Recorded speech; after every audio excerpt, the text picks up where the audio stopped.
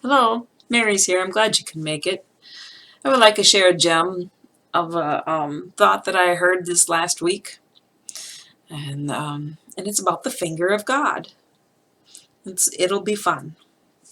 So, well, the first time the finger of God is used in the Bible is in Exodus 8, verse 19, and it has to do with the third plague, and it's when during the lice.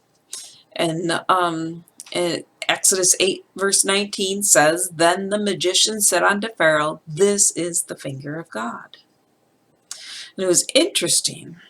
The finger of God, they knew it was God's finger causing this. And so my mind raced and went to the finger of God. And I was thinking about when people give other people the bird, so to speak, the finger. And here they knew it was God. It was the finger of God. And so I noticed in the Bible there are two reactions to the finger of God. The wicked that don't want nothing to do with them, they know what it means. But God's people have a different view of the finger of God. And in Exodus 31:18, where we know, everybody knows what was written with the finger of God. Exodus 31, verse 18. And he gave unto Moses, when he made an end of the communing with him upon the Mount Sinai, 2 tables of testimonies, tables of stone written with the finger of God. And I thought, the finger of God again. So I went to Jesus. And he says in Luke 20, in Luke chapter 11, verse 20, he says, But if I with the finger of God cast out devils, no doubt the kingdom of God is come unto you. There. He gave the wicked and cast out the devils by the finger of God.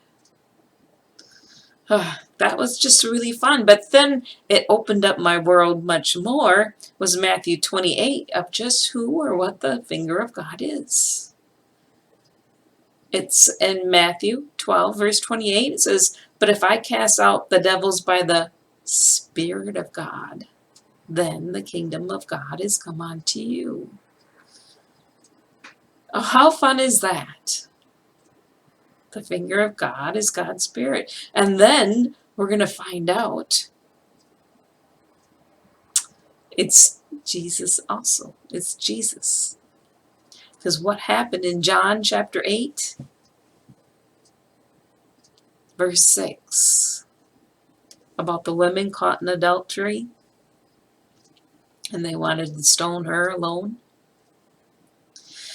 And this they said, tempting him, that they might have to accuse him. But Jesus stooped down, and what did he do with his finger? The one that wrote the tablets? He wrote on the ground. And what did it do for them?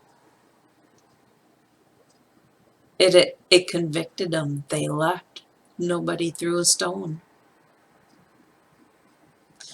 Think how important that was. The finger of God writing on the sand. What a picture. I thought that was just really fun. But it can be more than just in the Bible stories and having it fun, because when the last days here, we're going to have a new heart, and his spirit will be in us. In Hebrews 10, it says, This is the covenant I will make with them after those days. I will put my laws in their hearts, and their minds will I write them. Is it going to convict you and bring you closer to him, or is it going to convict you and you're going to walk away? Seems to be 2 options. Jeremiah says, But this shall be the covenant that I will make with the house of Israel after those days, said the Lord. I will put my law in their inward parts and write it in their hearts, and I will be their God, and they shall be my people. the opportunity to see God's finger and just have it closer and have His Spirit with us, writing it, writing on our hearts. Ezekiel 36 verse 26 says, a new heart also will I give you, and a new spirit will I put within you. I will take away the stony heart, the one that walks away from Jesus when you're convicted. I will take the stony heart out of your flesh, and I will give you a heart of flesh, and I will put my spirit within you and cause you to walk in my statutes, and you shall keep my judgments and do them. A heart of flesh. His Spirit writing His laws and statutes on our hearts, all with the finger of God. Isn't that fun? Thanks for coming.